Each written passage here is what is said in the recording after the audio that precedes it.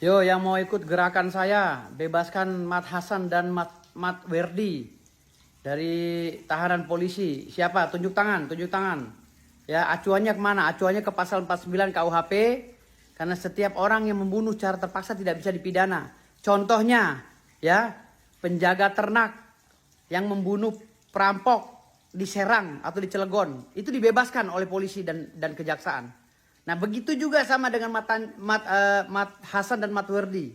Ini harus dibebaskan. Makanya kalian siapa yang mau tunjuk tangan? Saya pelopornya. Bebaskan Mat Hasan dan Mat Werdi.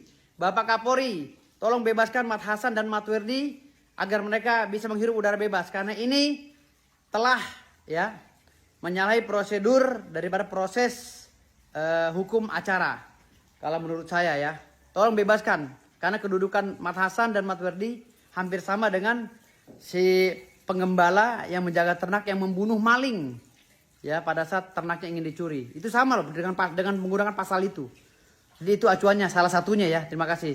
Ayo tunjuk tangan siapa yang mau bebaskan Mat Hasan bersama saya. Ayo. Assalamualaikum warahmatullahi wabarakatuh. Salam sejahtera bagi kita semua. Sedikit kita kupas. Saya akan mengkupas tuntas tentang Carok Tanjung Bumi Bangkalan, ya. Tapi satu hal lagi yang saya tekankan kepada yang terhormat Bapak-bapak Kepolisian Republik Indonesia.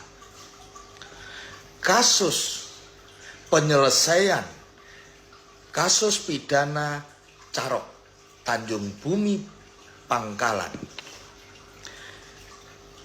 apa yang menjadi profesionalisme dan akuntabelnya kepolisian merupakan salah satu menjaga marwah kepolisian, di mana fungsi polisi menegakkan hukum setegak-tegaknya tanpa pandang bulu. Sedikit kita kembali ke kasus Carok yang dilakukan Hasan dan Mat Tanjar CS. Memicu kontroversi antara 340 KUHP dan 184 KUHP. Seorang penyidik sebelum menentukan atau menjerat tersangka dengan sebuah pasal yang tertera di KUHP, maka wajib disertai dengan 2 alat bukti. Wajib. Kita kembali lagi ke pasal itu, wajib ya. Ke pasal 340. Kalau Hasan ini melanggar pasal 340, oke. Berarti penyidik wajib menemukan skenario pembunuhan berencananya. Kalau 340 bisa berupa chattingannya Hasan, berupa percakapannya Hasan yang merencanakan pembunuhan terhadap Mat Tanjar. Wajib. Tanpa disertai alat bukti. Mana bukti perencanaannya mana? Kita sedikit mengutip kasus Sambo, jelas perencanaannya. Disusun skenario, kamu nanti gini, kamu yang nembak. Lah sekarang kalau memang 340 dijeratkan pada Hasan, seorang penyidik harus bisa membuktikan alat buktinya. Apa? Rekamannya, chattingannya yang Hasan dan Wardi merencanakan akan membunuh Mat Tanjar. Wajib. Karena itu sebagai alat bukti. Kalau dia pulang mengambil celurit, itu dianggap sebuah perencanaan. Anda harus sedikit mengkutip kembali. Dia pulang karena apa? Hasan pulang mengambil celurit itu karena dipicu 182 KUHP yang dilakukan oleh Mat Tanjar. Apa?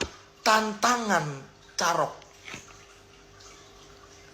Adakah orang yang ditantang di muka umum dia pulang? Kalau Hasan tidak balik ke lokasi, adakah yang akan menjaga keselamatan Hasan? Kalau suatu ketika Mat Tanjar datang ke rumahnya dan mengobrak-abrik keluarganya Hasan, ada yang menjamin? Nggak ada. Di situ bentuk membela diri, bentuk menjaga harga diri, dan bentuk sebuah tindakan yang menjaga segala kemungkinan Mat Tanjar akan menyerang balik ketika Hasan tidak balik ke lokasi. Sedikit Anda pelajari itu, ya, dipelajari. Nah, yang kedua, ketika dijatuhi 184 KUHP butir ketiga, di mana perkelahian tanding yang menyebabkan kematian. Di situ, berdasarkan informasi yang saya dapatkan, bahwa sebelum terjadinya carok, banyak saksi yang menyaksikan bahwa Mat Tanjar melakukan pelanggaran pasal 182 KUHP. Mulai bekna, kalak sadekna, carok bengkok.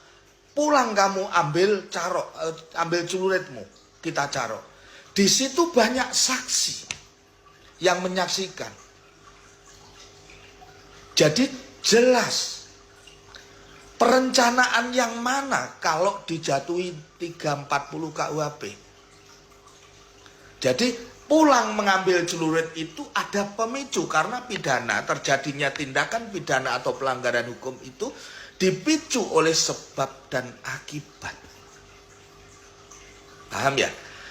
Jadi perencanaan, mana perencanaan pembunuhan dan mana perkelahian massal atau perkelahian tanding, kita lihat sebelum kepolisian menjerat seseorang dalam satu pasal, itu harus disertai uji materi, uji balistik, uji forensik, wajib. Tanpa itu tidak bisa. Jadi jelasnya kalau memang 340, mana buktinya bahwa Hasan dan Wardi ini merencanakan.